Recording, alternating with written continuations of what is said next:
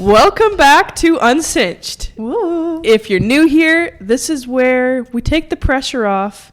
We have honest conversations about horses, and we dive into the multifaceted world of horses, not just the highlight reels. You know, today's episode is part of our Barn Talk series, and if you don't know what that means, it means where we're getting practical and we're giving educational tools that you can use and add to your toolbox, because who doesn't love having an extra tool just in case? Before we jump way too far into this, though, this is a quick reminder. We are not vets and we don't claim to be. However, this episode is mostly just to be giving you information. So it's informational in nature, and it is not meant to replace vet advice or a proper vet call. It's just to give you some tools in the toolbox. Mm-hmm. Dr. DeLillo does have a good ring. I will not lie, though. I wish. Well, I don't have the patience to be a vet. Hold on. So my name is Britton Mills Dawes, so it's MD, like medical doctor. So VMD. It's supposed to be. Yeah. No. Maybe this is our sign that we should become doctors, but we are not currently, so. Or vet. Now that we've gotten that out of the way, let's talk about something that might actually be one of the most important conversations when it comes to your horse's health, and that is their digestive system and their gut health. While it's fairly obvious that gut health impacts the digestive system, it may get overlooked on how it affects your horse's behavior, their performance level, their soundness, and overall longevity. It honestly affects how your horse feels in their own body every single day. So, in this episode, we're breaking it down. We're going to walk through how the equine digestive system even works, and the most common digestive disorders or upsets, and some of the warning signs on what's kind of going on that you should be aware of, as well as some practical ways to reduce your risks of having digestive upset in horses. So stick around to the end, and you will also get a resource that may help you feel a little bit more at ease on this topic, because we're going to talk about a lot of things. Let's get into it. Buckle up. Horses are grazing animals by design. Their entire digestive system evolved around the idea of eating small amounts of forage almost constantly while moving across large distances. Before domestication, even in some wild or Mustang populations, they travel large distances every single day, nibbling on largely varied grasses and plants, keeping a steady flow of changing fiber and nutrient contents moving through their stomach and hindgut, so their digestive system evolved and developed to reflect that reality. Movement supports a horse's circulation, gut motility, and overall digestive efficiency. In short, their system was built for them to be on the move and eating a little bit constantly throughout the day. While many horses today do have access to pasture, which is great, the scale and variety of that access often looks a little bit different from what their bodies were originally designed for. Expanding cities, we are seeing the concrete jungles coming up. Fenced properties and managed land use means horses typically graze within confined spaces. And that means that they also can't roam across miles of varied terrain. Even on large acreages, fencing and property lines limit how far they can travel, how diverse the forage is, and the selection that they have to eat. So in natural settings, horses would sample dozens of different plant types throughout the day, and instinctively they would balance out the intake through movement and that variety of forage. But today, that simply isn't something that they can do anymore. I'm not saying that's inherently wrong, it's just a reality. There are also practical realities in today's world. Horses may be stalled during competitions. They might be inside during extreme weather. They might be in rehab from an injury, or they might be in a high traffic boarding situation. Forage is often sourced in bulk from a single supplier, meaning horses consume the same type of hay consistently rather than rotating a mix of grasses and plants like they would out in the wild. Again, none of this is actually wrong. It's just the reality and a sign of modern day horse life. But it's important that we understand the limitations that modern day horse life has on us and our horses, and how it differs from how they've evolved over time. And then that can help us make thoughtful adjustments where possible to help support our horses' digestive health in a really intentional way. So we're going to start off by talking about the digestive tract. So horses are something called monogastric, and that means that their gastrointestinal tract is structured. A monogastric animal is one that has a simple stomach, is what it's called, also known as a stomach with a single compartment. So it's just one area, if that makes sense. Furthermore, horses are what we call hindgut fermenters, which I'll explain better as we go through the breakdown and why that's important. There's kind of four main components that I'm going to go through when it comes to the digestive system. The mouth is the starting point for digestion. A horse's lips begin by grabbing the food, and their teeth are used to grind it down. When a horse chews, it not only breaks down those fibers to smaller pieces and sizes, but it also triggers the salivary glands, which produce an even higher amount of saliva into the mouth, which then further breaks down the food through a combination of chemical enzymes, while also providing lubrication to help move those morsels to be swallowed. As we all know, sometimes it's sore if you don't have enough saliva pushing down the esophagus. That's where we lead into the esophagus, which is a tube made of muscle used to help move those morsels from the mouth to the stomach. It's basically like a little chute. It does this through the help of something called peristaltitis waves, which is basically where the muscle contracts and relaxes in a wave-like motion to push the food downwards. Because even though it has the gravity, it's too thick to move, and it needs a little bit of help through those muscle contractions. All the morsels and chewed pieces are then transferred from that esophagus into the stomach, where it acts like almost like a cement drum. It's kind of like that. It holds and mixes stomach acids. And then the chewed food churns in there, and it's broken down even further from the digestive juices and enzymes secreted from the stomach lining. Bigger complex molecules, such as proteins, are then broken down by pepsin in order to begin the protein digestion process, and most minerals are dissolved completely in the stomach. The contents left undissolved within the stomach is known as ingesta, and that's what I'll be referring to it from now on, and that travels to the third compartment of the digestive system, known as the small intestine. The small intestine is kind of one of the most important parts from what I can find when it comes to the digestive system, as it's where nutrient absorption and enzymatic digestion mainly takes place. This section comprises of three kind of parts. So to start, it's the duodenum, and this is where the enzymes are supplied to by the horse's pancreas, as well as the bile from a horse's liver are used to mix with the ingesta. This is the site of enzymatic digestion, which means those complex molecules are broken down further into simplified chains. Something kind of like a fun fact is that horses do not actually have a gallbladder, so their liver must continually secrete bile in order to emulsify fats. So starches are turned into glucose molecules here, protein becomes amino acid chains, and fats become fatty acids. And that's kind of what happens in the duodenum. Once broken down, it's then moved into the next part of the small intestine. I might butcher the name because I'm terrible at pronunciation, but jejunium? Sounds like a planet in Star Wars. This is the longest section of the small intestine, and just to put into perspective, like the small intestine of a horse is about 50 to 70 feet long.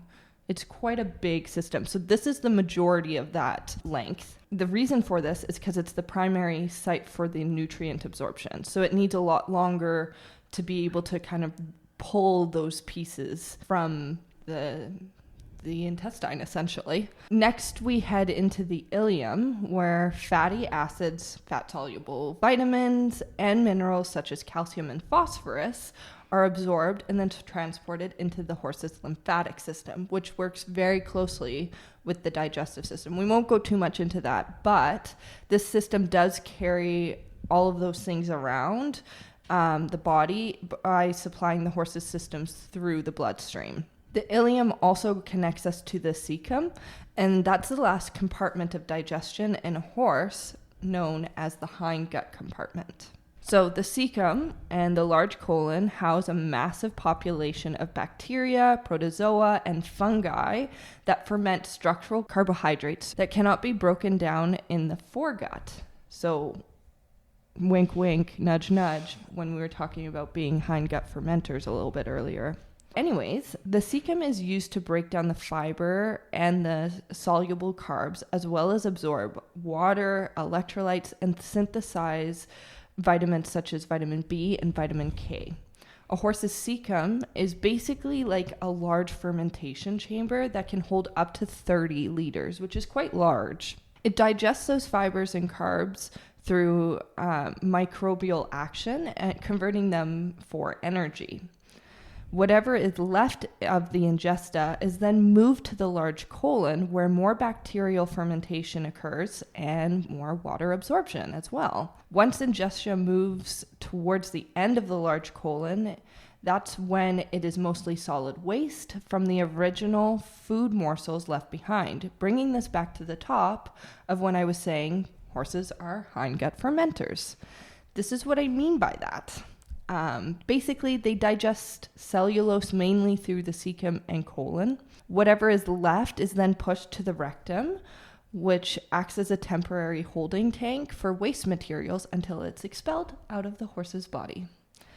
Okay, I know that's a lot of information, and it might sound a little boring and over detailed, but I promise there's a reason for it. We think it's really important that you actually understand how the system works, and it helps us to be able to move forward with this topic and knowing why some of these outcomes occur with digestive upset. This gives us a more understanding about the importance also and the role that each stage of the digestion system plays. And so, yeah, that's why we thought it would be important to kind of teach you all the things. Mm-hmm.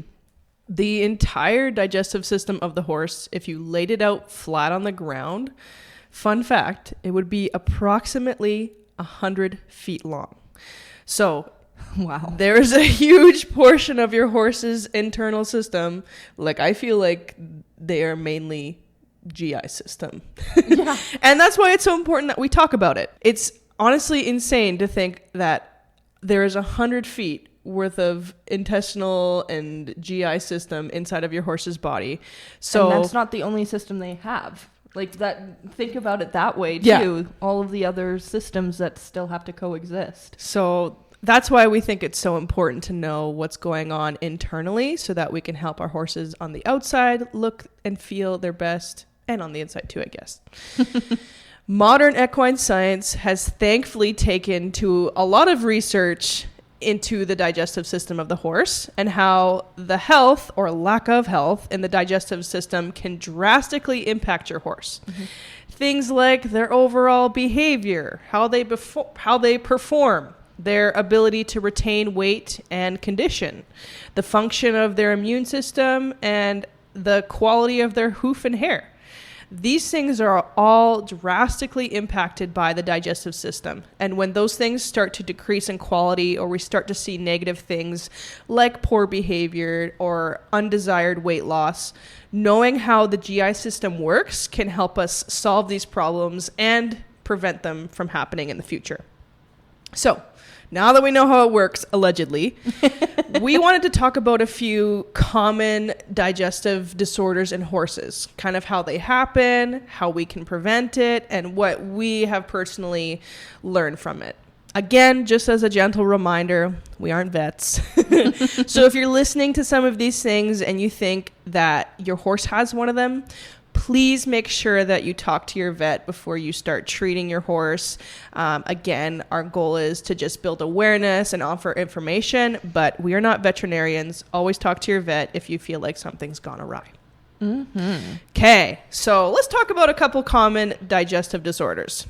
The first one, and arguably the most popular one seen in horses, is ulcers. And dun, dun. we are going to talk specifically about gastric ulcers. There's kind of two different types of ulcers that are in horses. We have gastric ulcers, which are ulcers in the horse's stomach. And then there are hindgut ulcers, which are ulcers that are beyond the horse's stomach, which if you just listen to that very detailed description of the GI system, thanks to Britain. It's in like the small intestine Yes. or large intestine section.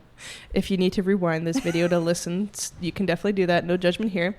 But hindgut ulcers are basically beyond the stomach. But today we're going to talk about gastric ulcers. So what are they? Ulcers are painful lesions or sores caused by enzymes and stomach gastric acid that basically begins to eat away at the internal tissues inside the body. Humans can get ulcers too, and if you've ever had them, they're very, very painful and make everyday life quite uncomfortable. Yes. So it is not surprising that it does the same thing to our horses. Ulcers are terribly common in horses. There's a ridiculous statistic. I mean, I don't know if I have the accurate one, but there's somewhere around 85% of performance horses end up with some sort of ulcers in their lifetime. I've heard even 90%. Yeah, I think in the racehorse industry, it depends on which industry that you're talking about, because obviously the horse industry is multifaceted. Yeah, but I wonder who told us that. Yeah, it's a very, very high number. So really important that we talk about it and that we kind of learn about how this happens. So how we can figure that out is actually by looking at the stomach. So in my little peanut brain, I like to think of the horse's stomach in a specific way to kind of help me understand ulcers. So the horse's stomach is actually quite small. And when it comes to ulcers, again, I like to visualize the stomach in kind of two different parts. So there's the lower part of the stomach where usually your hay and your feed will sit. And then there's an upper part of the stomach that sometimes gets filled up, but not very often. The lower part of the stomach has this enzymatic lining or barrier that isn't impacted by the stomach acid that's produced by the horse naturally. The upper part of the stomach, however, does not have this enzymatic barrier. So if you look at a horse's stomach, like it's actually kind of interesting because it looks like, I don't know, I think of like a Kinder Surprise egg. Oh, yeah, that's a great way of doing it. You know, Kinder Surprise eggs, unless you're from the U.S. because they're illegal. They're illegal there, but it's basically where it's a chocolate egg that on the inside has a white chocolate filling. So then it's two-toned. Yeah. So that's a great way of thinking of it. And so it's a different lining piece. Yeah. So the stomach is actually two-toned, and you can really see it. And as we talked about a little bit earlier, horses have evolved to eat little morsels of food throughout the entirety of their day. So basically, because of that, their body constantly produces stomach acid to break down the food that it anticipates is coming down the pipe. So when a horse has no food inside of their stomach, that acid just kind of pools in there. And when the horse moves, that acid will begin to splash and it will start to hit the upper part of that stomach that's not protected, and it'll start eating away at it. And those sores that are created, or those lesions, those are the ulcers. Is it almost a little bit kind of like having acid reflux in some ways when you know you haven't eaten enough and all of a sudden you get that really bad like burning chest pain? It's kind of almost like the startings of that, if you want to think of it more in a more human way. Yeah. Yeah, it's nice to kind of compare the two. Sometimes vets will grade ulcers. Like sometimes they'll have like a grade system of 1 to 3 or 1 to 4 or 1 to 5. I feel like every vet kind of has their own little grading system, but even the mild graded ulcers like level 1 or level 2 can cause a drastic change in your horse's overall behavior, condition, how they look and how they feel. So let's talk about some risk factors. Yeah, given the earlier statistic that I gave, how common ulcers are, what is actually causing this? And it's really important that we kind of have a conversation about it. So first one that I want to bring up is how horses are being fed in modern day.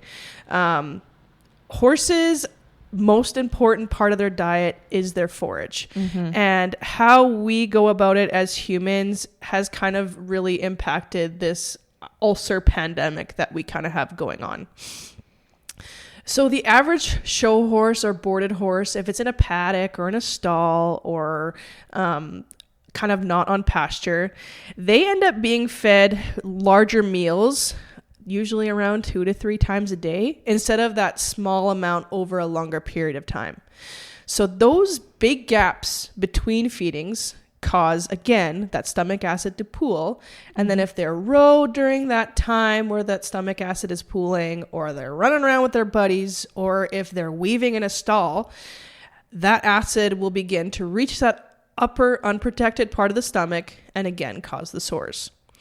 Stress can also increase a horse's risk of ulcers. If they're in a state of stress, they usually don't eat as much. They usually don't drink as much. And food is fast-tracked through their digestive system, so it doesn't get broken down properly. And again, that stomach acid is still going to be sitting in their stomach. So stress is kind of hard to avoid. Things that are common in horses' lives that we don't really maybe consider stressful are things like traveling or hauling, going to competitions. Even show horses who are pretty chill and used to it, the movement and the constant going into different environments can still cause stress to your horse. Even if they're not showing it externally, it'll cause that stress internally. And if they aren't being managed properly, those ulcers can basically come into your horse's body. That your horse will have a higher risk of ulcers if you're not managing the stress properly. There's also been a lot of studies showing that high grain concentrated diets can also significantly increase a horse's risk of ulcers. This is where you're using grain to kind of supplement instead of hay, which is kind of common depending on if you have had a drought or depending on like what kind of environment that you're in. This happens because grain is typically higher in starch and it gets fermented a lot quicker in the stomach in comparison to hay or forage. And grain is a lot smaller than hay. So grain will kind of make its way through the intestinal system and through the stomach a lot faster, but the horse still produces the same amount of gastric acid inside of their stomach. So as the food moves through, there's not going to be anything for that stomach acid to eat away at. So then again, the horse's stomach will become empty a little bit quicker, and then it starts splashing around and boom, you got ulcers again. There's quite a few signs of ulcers, and it's kind of it's a blanket. It's a big blanket one. So I'm going to just talk about a couple maybe more stereotypical signs. The first one is girthiness. So what that means, if you don't know what that is, if you tighten up your cinch, or you tighten up your girth if you're fancy pants, or English writers. When you tighten up that cinch or that girth, girthiness is basically if your horse like pins its ears when you do that, or they go to bite you, or they swish their tail and stamp their leg, especially if that's something that your horse doesn't typically do. And let's say you go and ride them one day and you tighten it up, and all of a sudden out of the blue, they're kind of showing all those grouchy signs. That's typically like your stereotypical, oh, maybe this horse has ulcers. Behavior changes. So again, the like grumpiness is really common. One thing that I've seen quite a few times is like bucking or kicking up during a transition. So especially when you're going faster, I kind of see that as like, okay, you're moving your horse a little bit faster. I kind of see it as like that stomach acid is splashing and maybe going on top of an already existing ulcer. That sounds like it would be quite painful. That would make sense. So it would make sense that, okay, if your horse isn't a dingus and doesn't typically buck or kick up at your leg, it's true. Maybe if they've always done that. Yeah, maybe if they've always been a dingus, maybe they just are an ulcer case. You never know. So yeah, those are just kind of common signs. Like kicking up at your leg, if you ask them to go forward and they kind of kick at your leg or they push into your leg, if that's not common for your horse, could be a sign of ulcers. Poor appetite is another thing. If they're off their feed or they eat a little bit and then they kind of seem like, a bit meek towards feed, and that's not normal.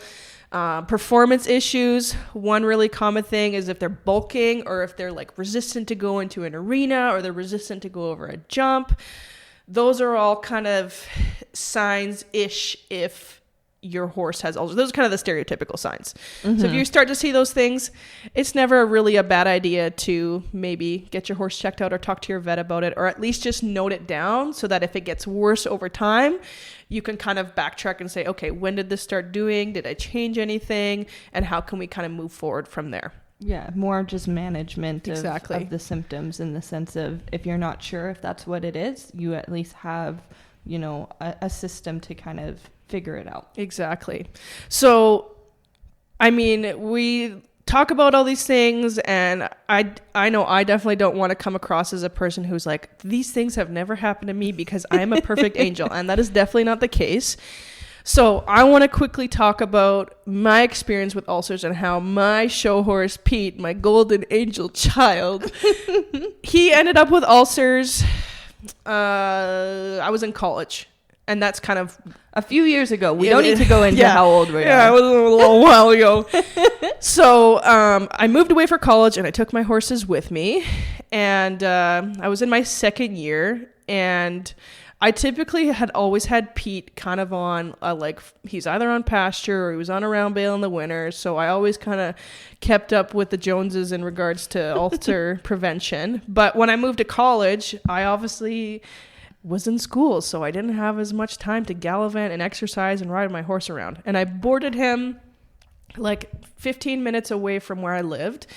And because I wasn't riding as much, I kind of talked to the boarding facility owner, and this is like definitely not on them. It was a me thing, and I'm taking full ownership of that. But he was getting chunky, and I couldn't commit to riding him as much. And he was a full-blown show horse. Mm-hmm. I had taken him down to the States that summer. He was used to being rode 6-7 days a week and full on. So going from that to basically nothing? 3 maybe times a week, and it was maybe an hour.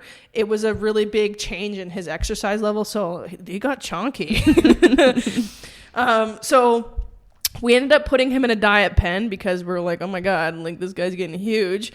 And he was in a diet pen for, I'd say no judgment to Pete. Yeah, no judgment to Pete. He's perfect. He was in a diet pen for 3 months, I want to say. It wasn't super long. And what's crazy about Pete is, okay, we just talked about all those typical symptoms where it was girthiness or cinchiness or being a jerk, kind of they're angry. Pete wasn't like that. Although, to add to that story, Pete, if you've never met him, he's a very stoic pony. Yes. He doesn't like to tell you anything. Yes. He's anything. Shows no signs of weakness. Go hard. And that's also why I feel it's important, because we have the stereotypical symptoms, but then there's also the not so stereotypical symptoms. So basically, Pete went on a diet and he was okay about it. But after a couple months, I brought him in, and within a week, he all of a sudden lost a crap ton of weight. He probably lost within 2 weeks close to 300-400 pounds. Holy. And it all came off of his top line. It all came off of his ribs, underneath his belly. And he started having crazy diarrhea, and it was sour smelling diarrhea. Oh. And yeah, so what the hell? What's going on, right? Interesting. So I didn't think ulcers. I thought that he was sick. Yeah, I would have too. I would have thought, I won't say it here because we're going to say it later, but I would have thought one of the ones we're talking about. Yeah. Yeah. I did too. And it happened really, really quickly. And yeah, especially that. Yeah. I would have been so worried. Yeah. I was like, oh my God, He's dying. But yeah, so anyways, he lost a crap ton of weight, and then I ended up I was talking to my family about it, and I brought him back, and my mom hadn't seen him in like a couple months, and when she saw him, she was like, oh my god, like he needs to go to a vet right now. And I was like, I know. So we took him to a vet, and like I thought he had like Potomac horse fever or like something silly like that, like just because it happened so quickly. But we kind of started talking about his management and what he's kind of had going on, and really the biggest change was we moved, and his diet went from being on forage 24/7 to eating maybe 3 meals a day. And then change in exercise. Yeah, and change in exercise. So not moving around as much, not constantly eating food. The vet right away was like, maybe he has ulcers. And I was like, oh, me? Have a horse with ulcers? No. Like, so you can kind of guesstimate that your horse has ulcers, but I'm pretty sure the only way that you can actually tell if your horse has ulcers is by scope. By scoping, by actually seeing them. So there's a thing, is it an endoscope or is that the...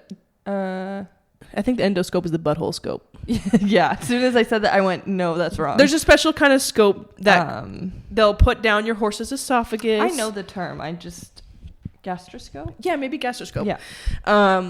So in order to kind of diagnose your horse with ulcers, and because Pete's case was kind of weird, like he had all these other things, and he wasn't cinchy, he wasn't funny. Yeah, you wanted to scope We were like, before we treat him, let's scope and see what's going on in his stomach. And he ended up having ulcers, which was big sad. So right away it was change his food routine. He went back on the bale. He went on supplements to kind of help support his GI system and kind of get the bacteria back to normal, because obviously it had gone awry. And then he had to be on a treatment for the ulcers. So GastroGuard? Yes. I'm pretty sure, at least back then, and it was a while ago, that was one of the only actual treatments for ulcers. I think there's an injection now. I believe so, but I think most people still just use GastroGuard. So I think it's expensive. It is very expensive. Yeah. So GastroGuard, at least here, it was like $30 a tube, and you have to give at least one a day, if not 2 a day.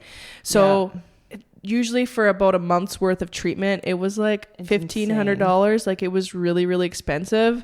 But it works. Well, and the other thing is, if it's a confirmed case of ulcers and you use GastroGuard and it doesn't get rid of it within the 30 days that it promises, they will give you a free extra month's dose. Yes. So if GastroGuard, sponsor us, please.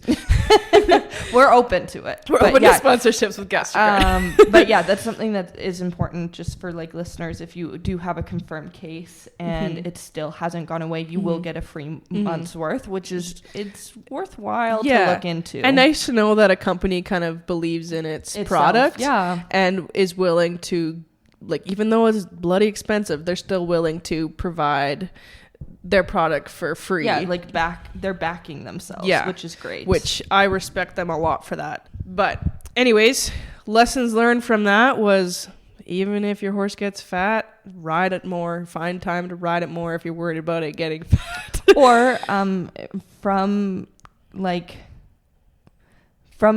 a nutrition standpoint, if you don't have the ability to necessarily do that, or your horse, it doesn't matter, find lower calorie product. So something that you can still do that's forage forward is straw. Yes. So it has very low calorie, but it has that kind of motility. It'll keep the stomach acid busy. Exactly. It'll keep the stomach acid busy. And it's like your horse busy. Yeah, and it's like eating celery. Yes. It's very low calorie, but it keeps it moving and keeps you having food. So that's another option, especially for ponies, because ponies are prone to getting chonky. And sometimes ponies are too small to be rode. So that's a great option, is kind of doing low calorie forage, if those are options for you. And hay nets, whenever I took Pete to shows after that, while he was sitting in his stall in between or whatever, he always had a hay net in front of him. And same with me with Rumor. And if it at least will kind of reduce the rate that they eat, so they're not eating as much, but at least they're getting those little bits consistently over time, which will help keep those stomach acids busy and therefore reduce your risk of ulcers. Anyways, that's my little ulcer tangent for you. Thank you for coming to this TED Talk. Our next one is also a really big one and very, very broad. Prominent. And broad. And broad. Yeah. So we're going to talk about colic. So colic, I'm going to say it right now. It's more of a symptom than it is actually something that's going on because there's so many different types. There is a variety of colic forms, but as a whole, colic is described as a disorder of the intestine resulting in abdominal or intestinal pain. Basically, it's a really bad tummy ache if you kind of want to equate the two, or if you've ever heard of a baby colicking where they have a lot of stomach distension and pain and hardness. It's kind of like that for horses, but it's a stomach ache that can be life-threatening depending on the type it is. So I'm just going to kind of go over the 7 different types. So the first one is going to be spasmodic colic, and that's basically where spasms or cramps occur in the intestinal segments, and it's just really painful. And then that can happen when like food isn't moving properly. It just feels shitty is the best way to put it.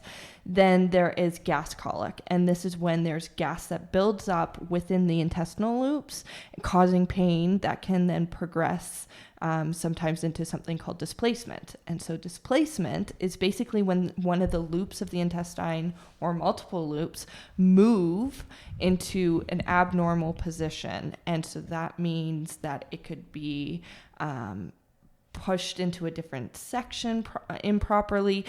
It's just basically that the intestine's displaced. It's not where it's supposed to be. It's kinking in areas it shouldn't be, which is really not good.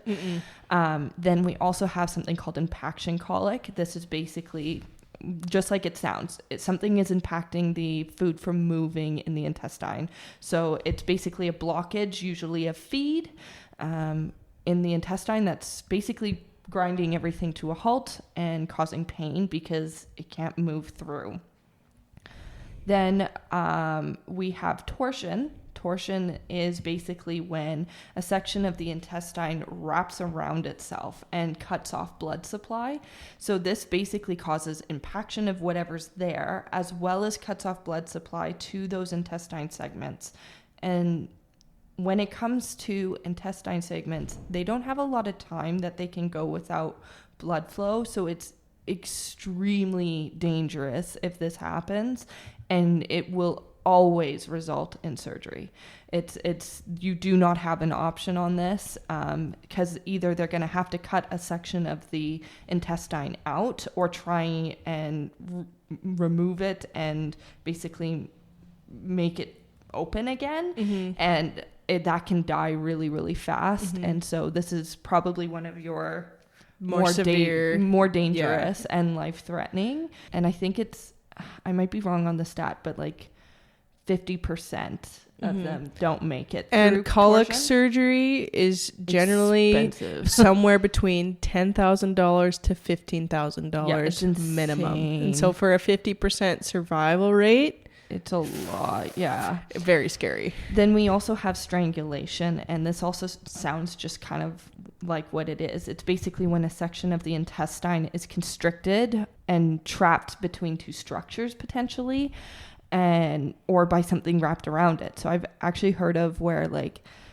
something got stuck in their system of hair, and it basically wrapped around the intestine system, cutting off supply too, strangling the intestine. So it's like something like that. So it's kind of similar to torsion in that regard. Sometimes it's a little bit easier to fix, but again, oftentimes that is usually surgery. And then we have enterolith. Yes, there we go. This is basically a stone. Yeah, those are weird. And it's like a stone that forms in the intestine, causing a blockage. This is usually associated with sand. So if you're like in a very sandy environment, Texas, New Mexico, Arizona, in more deserty vibes, that's where you are more at risk for this. And often it's like these sand pieces that. So if anybody knows, like oysters, they collect sand and it creates pearls over time, long periods of time. Horses create pearls too. But basically they're doing that in a dangerous way. Yeah. Yeah. In a way they it's shouldn't a danger be. pearl. They can also... They're big too. They can They're get big. I've seen a couple. They When can I was get in really school, big. The vet at school had one and it was like an ostrich egg. There's also something, I'm going to butcher the name. I think it's Barbazar. Barbazar? I think that's how it is. That sounds like a pirate name. I always thought of it as Harry Potter. Barbazar! Something like that. I know it's Zar at the end, and it starts with a B, but basically it's where it's a hairball that becomes really hard and like a stone from hair ingestion of like biting and nipping, and that is something that can also get stuck. This is your reminder that shedding season is coming up. Sweep that stuff up and throw it in the garbage, okay? Yes. But those are the different kind of types of colic that exist, and they're quite drastically different. That's why I say colic isn't necessarily the disorder or distress. It's more of a symptom of one of these forms. Mm-hmm. So now that we kind of know that, we can also talk about how colic is one of the most common digestive conditions amongst horses. And it can be caused by a variety of factors. It can sometimes be very hard to tell why your horse colicked just because there's so many ways that it can. However, there are some more notable risk factors that are associated with it, and that would be diet, rapid changes, and lack of mobility. So when we zoom out, most cases can be traced back to something that disrupted the natural rhythm of the digestive system.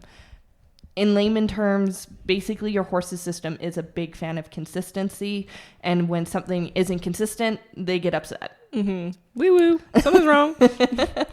From a dietary standpoint, dehydration is a major contributor. If you think about it, if you have a dry throat, you aren't getting enough water, you're not absorbing it, basically it gets harder faster, it's more likely to cause impaction.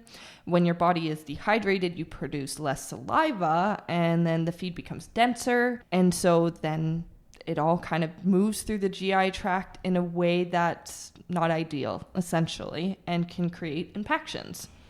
There's also poor dentition, which falls into this category of, diet, because if your horse can't properly chew their forage, larger, poorly broken down fibers then enter the digestive tract, making the system work much harder than it should. And this is why if you have an older horse and let's say they have not a lot of teeth, you want to make sure you have things that can be soft and broken down easily.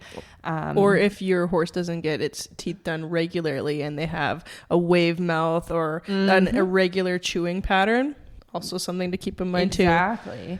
So basically it makes it harder to absorb nutrients, and this can lead to other health risks as well, such as getting more skinny. You see that often with an older horse for that reason, which is why it's important that their teeth are really cared for. So if you've ever noticed that your horse all of a sudden is starting to get quite skinny, you're feeding them tons, you don't know why, check their teeth. It could be something going on there. When it comes to sudden changes, what I mean by that is that the equine gut doesn't like surprises. It doesn't like change. Like we said, it loves consistency. So when you do rapid changes of their feed, like you swap it out because you think you found a better one, a better complete feed, a better whatever, it's not the best idea to do that rapidly. Or if you get a new hay source even, where it's just a little bit different different components. Yeah, grass content. Exactly, or grain adjustments, even moving from pasture to stalls, or even more crazy as drastic weather disturbances, which we often see here in Alberta with our Chinooks. Those can be major stressors on a horse's digestive system. I know, weather fluctuations, we can't really do anything about that, but It does disrupt the hindgut microbiome and the gut motility, simply also because it changes the nutrient content within the food that is there. So if they're on grass and it's really warm out, the grass is going to be growing better. If it has a lot of moisture, they're going to be able to have more nutrients, and more sugars are going to come to the forefront, which is its own thing. But if, let's say, it drastically changes to snow, all of a sudden they lose that ability to even eat that grass. Mm-hmm. And so all that nutrients and changes in there are gone. So those kind of things are why it plays into your diet too. And this is one of the reasons why it's important to be kind of aware of your surroundings, of where you are in the world, so you can kind of play to the best angle for your horse. Anyways, off that tangent, the microbial population thrives on consistency, as we've said, and those abrupt changes create gas buildups, gas colic. It can cause inflammation, and it can cause motility disturbances within the intestine. This is one of the reasons it's also advised that you do not make changes to a horse's diet fast, and do it gradually over 14 to 21 days, sometimes even longer depending on your horse's situation. Finally, I talked a little bit about how movement is important, but limited movement plays a huge role in colic cases. So if your horse is constantly stalled, it's no bueno. I'm not trying to call you out or anything. It's just not good for their system. I believe, I might be off on the stat, but I think it's 30 times more likely that your horse will colic if they are stalled. I believe that. Yeah, because there's a big reason why. We talked about it last season. Mm-hmm. So horses are designed to move throughout the day, like we said earlier, and that steady locomotion supports healthy gut motility, but it also actively stimulates the peristalsis muscles, or movement, which is that series of involuntary wave-like like muscle contractions that you will see in the small intestine. And so basically it helps stimulate all of that when they're moving, so it makes it move through the system a little bit more effectively and efficiently. And when turnout is restricted, or they're not being moving enough or able to move enough, and their exercise decreases, the digestive tract slows down and it becomes sluggish, and which makes it more prone to complications. So that's kind of why those are the big three that I would say are most important. But there are a lot of factors, including stress, and it can be very difficult sometimes to tell why the colic happens. Sometimes it just does, mm-hmm. and it's unfortunate. What I will say is there are fairly significant warning signs. It's a little bit more obvious than you would see with a colic. And I'm going to kind of grade them almost. And this is not always the case, but I'm going to go mild to moderate to kind of more severe signs for how likely you should call your vet. Again, this isn't always the rule. It's just kind of a general amount of information, so you know. So if you notice your horse just doesn't really want to eat, maybe they're lip curling and just kind of grimacing, they're frequently yawning and exaggerating kind of their movements, they're flank watching, so they keep watching their kind of belly and stretching as if they need to pee, but they don't do that, especially if they're a mare, or laying down excessively. They're not rolling, they're just laying down a lot. They don't want to stay up for very long. These are kind of mild symptoms that you would start to maybe pay more attention to what's going on around them. And then a more moderate, where it can kind of be a bigger problem that you might want to start looping your vet in and being able to talk to them and say, hey, this is something that's going on, is when they're kicking at their abdomen, excessive pacing. They just start pacing and pacing and pacing, and that's not their typical behavior, and sweating. As soon as they're sweating, heart rate kind of raises. Those are sometimes when you're like, okay, I'm going to loop my vet in, let them know what's going on.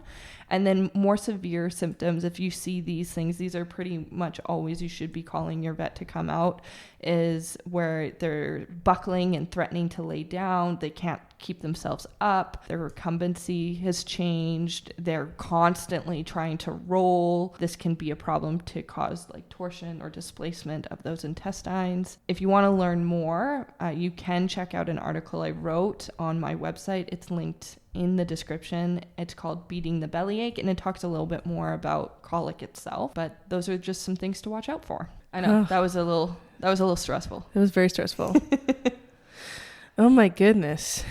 So let's talk about risk reduction and things that we can do every day to kind of prevent terrible things like gastric ulcers and colic from happening. It's important to kind of overlook your horse's overall management and what they're doing every single day. Things to look over and ensure that they're kind of solid and consistent are your feeding schedules, how your feed process is. Are you mainly feeding forage? What kind of forage is it? Highly suggest mainly forage. Are you highly grain based? Maybe you need to look at over time switching that over. Again, gradual feed changes. If you're looking to change your horse's feed, keeping in mind that even though yes, you have the new bag of feed and you want to try it out and you want to get all the best results as quick as possible, know that the horse's intestinal system does not like change. So be basically intentional about how you come across introducing new things to your horse's body, giving access to clean water, making sure that your horse gets adequate turnout if they're stalled, make sure that they have a lot of movement because that has a huge impact in the movement of things inside your horse's body. Again, I want to talk about stress.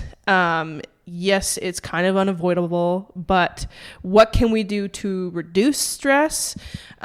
Thinking about, okay, if I'm traveling lots, what are some things that I can do to reduce the stress of travel? There's quite a few good calming supplements that are out in the market that might help reduce the anxiety to help your horse eat a little bit better. Speaking of eating, if you're hauling, keeping food or forage in front of them while you're hauling. Hay nets are really excellent for that. Having, if you're showing or going places, having a competition routine, if you wish to call it that. So giving them lots of access to hay.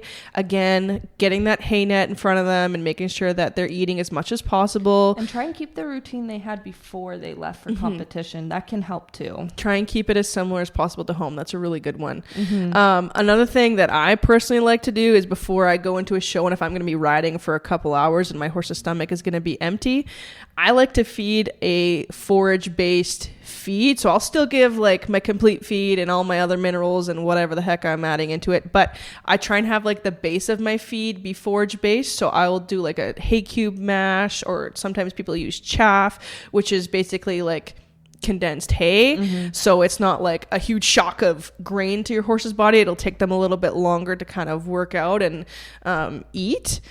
Another thing that I don't think a lot of people think about is you're just having a little bit more of an awareness of your horse's like barn environment. Like, especially if you're at a stall, there's lots of stuff going on. If you're at a big exhibition, don't let the public bug your horse 24/7. Close the doors. Put a sign, don't touch, like give your horse some time to rest and leave them alone, I think is one that often gets overlooked and is not really considered. If there's lights in that barn, turn off the lights, let them have darkness, put a stall block up there, and just like any extra stimulation that you can prevent, like take it away as much that you can in control. We also want to talk about a couple tools that can maybe help.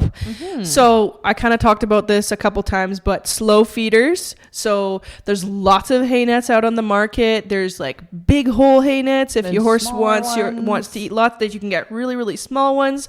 Basically, hay nets are the cat's ass and they keep your horse busy. And then they also like slow down their rate of eating. So they're going to eat little bits over a longer period of time, and your hay is going to last a little bit longer. Also, life hack, it reduces the amount of hay waste you have because they're not going to be standing on it and peeing on it and crapping on it and God knows what else on it. Another great option if you are busy and you have like a 3 or 2 times a day feed schedule is investing in automatic feeding systems. We know they're expensive, but is it cheaper than a colic surgery? Question mark. This is definitely something that I would look into if you're looking to reduce your risk of ulcers, colic, all of the hindgut things that we talked about. And then finally, one thing that I find helps is just monitoring your horse. Monitor their manure. I know no one likes to look at shit. I don't like to look at shit, but pay attention to your horse's shit. Like, it tells you a lot of... It gives you lots of information. It gives you lots of information. And also watch their appetite. If you know your horse, most horses are hungry. Mm-hmm. They're hungry. They like to eat. Know what's normal for them. And then when things are abnormal, then hopefully you can prevent a colic surgery and get things back in order. Yep. And also take note of what time and what exactly the abnormal behavior your horse was doing. It's so easy. Like, we have our phones, we're glued to them. Take a note, take out the notes and write down 11 o'clock. Pete took a real watery shit. Okay, well then if things progress and it gets worse, then you can if you do end up having to go to the vet, hopefully you don't have to, but if you do, you have information. You have information that might be really valuable and might actually save your horse's life. So you can never record too much information. Know your horse, know what's normal, and then when things become abnormal, make sure you're taking note and showing what time it was and what exactly happened and why it's abnormal. Okay. So what do you actually do if your horse starts showing signs of digestive stress? We're telling you all of these things, like, go look at these horses are in distress. Now what do you do? So the first thing is pull feed to start with. Just simply take away the grain or hay for a little bit. It's not forever. It's just for the time being until you're in a better position to actually understand what's going on. If their gut is already unhappy, we don't want to add fuel to the fire. And it's a simple step, but an important one, just so that you can see what's going on. Next, encourage gentle movement. See if they will. And only do that if it's safe to do so. You know, I want to stress that point. This is not the time for lunging and working it out and really pushing them. It's just calm, steady walking, seeing what they're willing to do. If your horse is trying to violently roll or is in obvious severe pain, prioritize safety. You don't want to try and be getting them up and moving them if it's going to hurt you. Yeah, don't get curb stomped is basically what we're trying to say. Yeah, because it's not helpful for them or you. Because if you're hurt, you can't get them safe. And you could have the nicest, sweetest horse, but when they get into that fight or flight mode, it doesn't matter. It doesn't matter if you give Bucky a million treats a day and he loves you dearly. Like, if he's in a lot of pain, he's going to steamroll you. Yeah, it's true. And then obviously monitor vitals. So this is where you take temperature if you can, check their heart rate and their respiratory rate. Those are really great indicators for something going on in the horse's system because it shows signs of stress through their parasympathetic system. And it also gives your vet information. Getting information for your vet is important because if they don't know what's been going on, they don't know what's normal, they don't know what's abnormal. So be able to be responsive so that way if your vet needs to be called out, you have data to show them. Another thing that people don't even think of, look at the gums. So your horses have these big capillaries in their gums. Do the demo of the capillary refill. So if you push on it and push back, it should be able to change back to the color. It's kind of like when you do it on your hand and you go like this, it changes back to color. It's the same thing that's going on here. It's telling your information. If they're pink and moist, they're great. If they start becoming really tacky and pale, that means there's less blood supply and less water kind of going into those areas. If they're blue, bad. Very, very, very bad. Red flag. Immediately call your vet. Again, the more information you can gather, the better equipped your vet will be if you need to call them. And it then makes it better equipped for your horse. Now that we've kind of gone over some of those things, let's talk about when to call the vet. Obviously, if you feel like you should, do it. If you're seeing clear red flags such as persistent or escalating pain, repeated rolling high heart rates shouldn't be very high. So if they're very high, that's a big indicator to call a vet. If you're not seeing manure, or you're seeing way too much manure through severe diarrhea, any signs of dehydration like we talked about, or if anything just doesn't feel right, don't wait for it to get worse. Call your vet. Early intervention is always going to be cheaper. It's going to be safer, and it's smarter than waiting it out and getting stuck. And honestly, trust your gut. I know we're talking about gut, but trust it. You know your horse. You know what's happening with them. You know if their eyes look dull, if their behavior feels off. So trust yourself, and know if it's not normal for it. Listen to that and go for it. You're your horse's biggest advocate, and it's always better to make a cautious phone call rather than one you wish you had. All right. Well, to the end. Thank you for sticking around for that very informational dump, but very important dump. Just dump is not a bad word. Just to kind of recap what we went over today, long story short, if you didn't get the gist, digestion affects everything. Whether it's how your horse performs, how your horse looks, how your horse feels, inside and out, your digestive system is arguably one of the most important systems of the horse. So I just want to say good on you for listening to this episode and becoming a better horse owner, because now hopefully you know a little bit more and you can understand and hopefully help your horse going forward and in case of an emergency.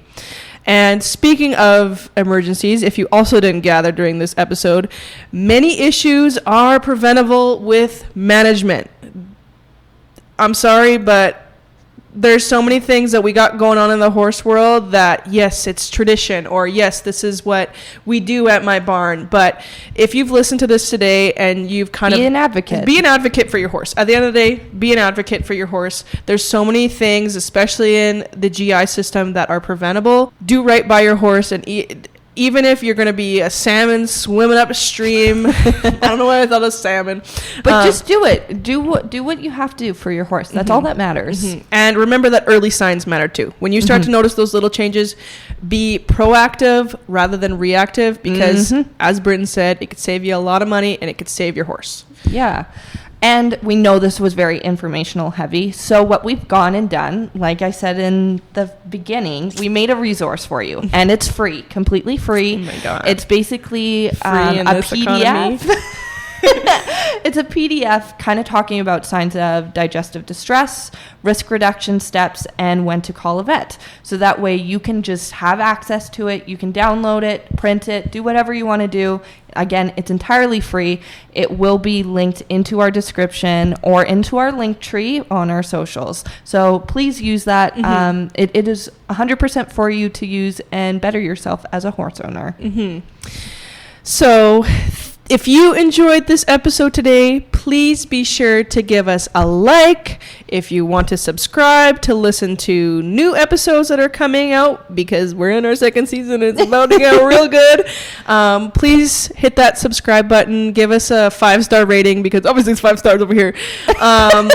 If you want to keep up with us beyond the podcast, we are on most forms of social media. We will have them linked in our description.